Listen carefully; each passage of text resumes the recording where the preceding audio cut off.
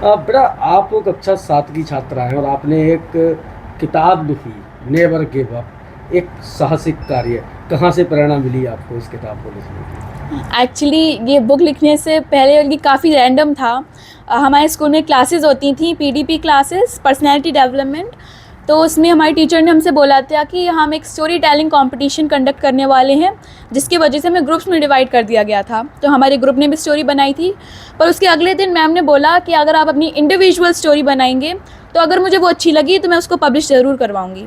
तो फिर मेरे पास था, मेरी सिस्टर के बारे में, मेरी कज़िन के बारे में मेरी स्टोरी थी, तो मुझे लगा उनके बारे में लिखना चाहिए। और वो मैंने अगले दिन मैम को भी दिखाई और वो मैम को बहुत अच्छी लगी।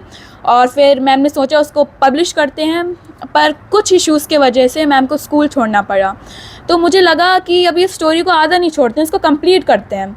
तो जब मैंने अपनी स्टोरी को रीड किया तो मैंने देखा उसको, मैंने स्ट्रगल्स को उसमें काफ़ी अच्छे से डिस्क्राइब किया है। तो मुझे लगा कि मुझे और लोगों के साथ इंटरेक्ट करना चाहिए, उनके स्टोरीज़, उनके स्ट्रगल्स के बारे में जानना चाहिए, उन्होंने जो एक्सपीरियंसेस गेन किए, उन्होंने जो लेसन सीखे, उसके बारे में जानना चाहिए। तो फिर मैंने सोचा कि उस और स्टोरीज़ लिखते हैं, सिमिलर स्टोरीज़। इसलिए मैंने नॉन फिक्शन की कैटेगरी में डाला है इसको, क्योंकि हमने रियल स्टोरीज़ के बारे में बताया है।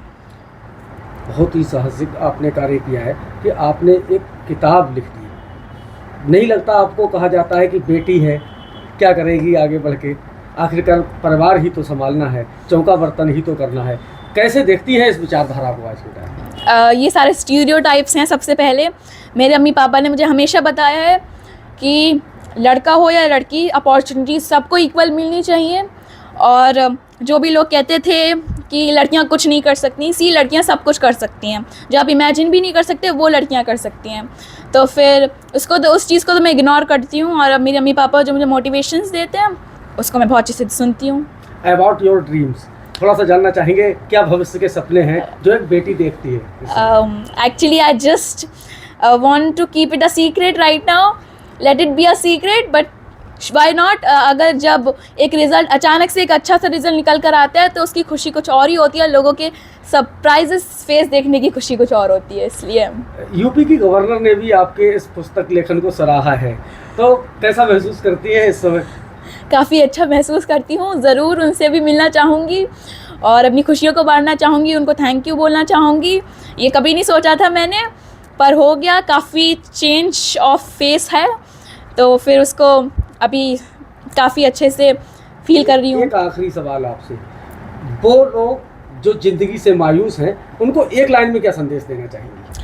आई really want to say that the real maturity or the true maturity is when you realize you are your own hero, your own leader, and your own healer, because nobody there out in the world who can help you, nobody there out in the world who will be there to hold your head, to keep in on their shoulder.